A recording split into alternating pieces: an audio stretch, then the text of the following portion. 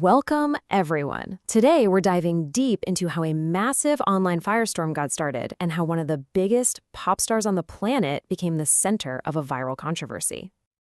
All right, let's just jump right in. What you're looking at is the opening shot of a viral social media thread aimed squarely at BTS's Jungkook. Now, this single post set off an absolute explosion online. But you know what? It didn't just come out of nowhere. So the big question is, how does this even happen? To really understand the anatomy of this whole thing, we've got to rewind. We need to go back and look at the tiny spark that ended up lighting this massive fire.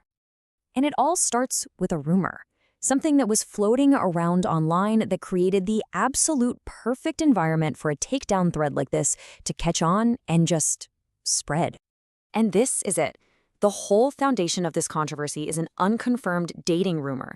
This one connected Jungkook with another huge K-pop idol, Winter, from the group aespa. This rumor became the backdrop for literally everything that was about to happen. Okay, so we have the spark.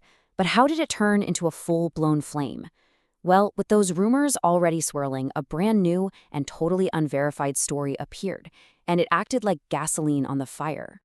This little anecdote just popped up in a TikTok comment. It claims that while Jungkook was in the military, he was constantly and not so subtly referencing Winter, and that pretty much everyone in his unit knew what was going on. Now, to be clear, it's completely unverified, but it was just specific enough that people grabbed onto it and it went viral. So of course, on platforms like X, the story just exploded. It was reposted and shared like wildfire. A lot of international users reacted with a mix of belief and amusement, with comments like this one calling them the corniest couple. But, and this is a big but, the reaction was totally different on the Korean online forum NatePan. Over there, users were way more skeptical. Most of them were just dismissing it as fake, with some commenters suggesting people were just making things up to fan the flames. Now, this is where it gets really interesting. That whole backdrop of rumor and speculation, it created the perfect launchpad for that viral thread we saw at the beginning. It took the existing conversation and just escalated it dramatically. You see, the thread wasn't really about the new rumors at all. Instead, it used that moment to launch a full-scale critique. It created this whole catalog of alleged controversies from throughout Jungkook's career, reframing all of them as evidence of a problematic personality. So, one of the thread's first major points of attack was his choice of collaborators for his solo album. The post alleged that he chose to work with artists who openly support Israel, and then it listed several pretty prominent names. The thread also dug up past comments. It pointed to a moment it described as a colorist joke about a fellow member's skin tone.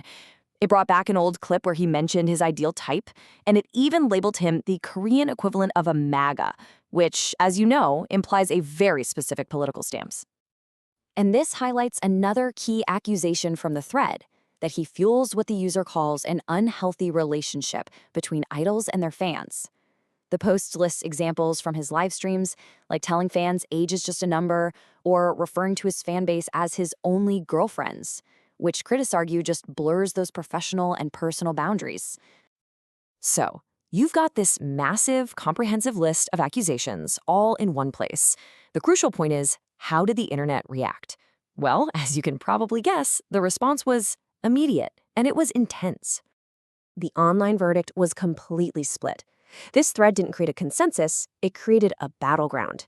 It immediately divided users into two very distinct camps, those who agreed with all the criticisms and those who were ready to fiercely defend him. And you can see that divide so clearly right here. On one side, you have critics amplifying the thread, with one saying he acts like a total coward, never apologizing.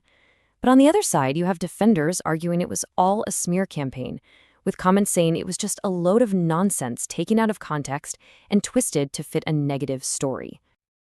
Ultimately, this whole episode leaves us with a much bigger question. In an environment where unverified rumors can fuel a viral takedown, and where past events can be completely recontextualized to fit a new narrative, how do we, as the people consuming all this, separate a really powerful viral story from what's actually real?